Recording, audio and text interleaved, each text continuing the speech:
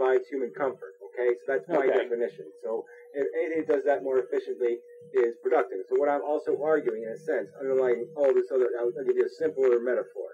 Let's say I'm the CEO of a company. I'm getting paid $35 million.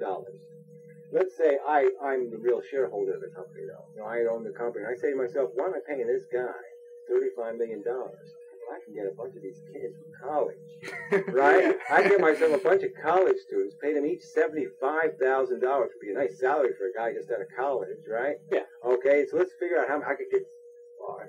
Let's try to figure out how many college kids. 500? I could get 500 college kids for the same amount of paying the CEO. Right. And you're telling me that those 500 college kids aren't going to produce, aren't going to be more productive, aren't going to be more creative? I'm just saying that it's not a complete change, because I'm basically saying that here we're wasting a ton of money on one thing. We're giving it all to this one. Right. What I'm saying is we divvy it up. We can buy 500 and that would be a smart shareholder that would propose that idea. If copyright is by the same thing, I'm saying let's not have a lottery system. Let's not have a lottery that pays people too much and nothing at all. And let's have a system that encourages everybody to get involved, or any creator to get involved. I think what's happening with the way what he's going on is if he caps it, it only takes a certain amount of money to make Microsoft Windows.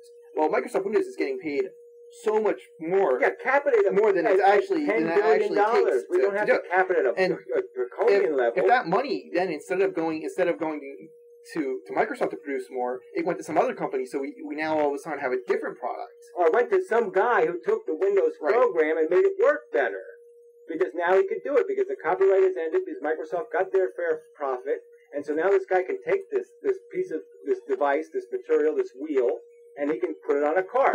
And now he can drive the cart around. And the next guy can say, well, I'm going to put a motor on the cart. And the next guy can say, I'm going to do this. It's an interesting idea, but I'm not sure I like the arbitrary cap. No matter how high, no matter what, we're going to have some sort of arbitrary cap. I mean, whether we do it one way or another way, we're still going to have it. I'm just saying that the decision should have some element. I'm not saying you have to be, you have to be driven just by fairness. I'm saying let's make fairness half of the equation at least. Let's make it 25% of the equation. Let's give fairness some part of the equation. It doesn't have to be completely eliminated from the equation. You say the world can't be fair. You say life isn't fair. And all I'm saying is we're not even trying to make it fair. We've completely abdicated. We said, no, we're not even going to try for fairness. We're just going to set up arbitrary standards. We're going to have a kill or be killed. We're going to say, climb the ladder, rip the guy ahead of you, tear the guy below you. I think you're putting a lot of words in my mouth that I didn't actually say.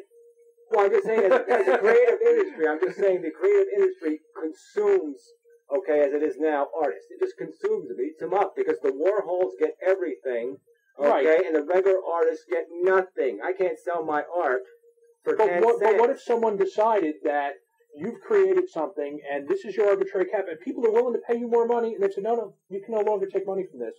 This is now in the public domain. This is no longer yours. Exactly. If I feel like like I said, a fair compensation. I'm saying you can decide fair. I won't decide. Look, my idea of fair is way different than yours, of course. What if the person that decided what's fair for you doesn't seem fair to you?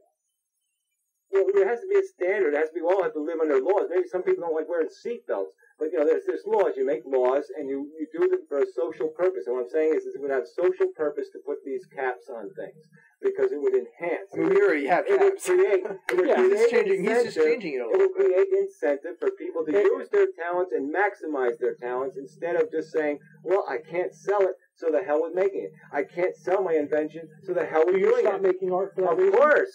Really?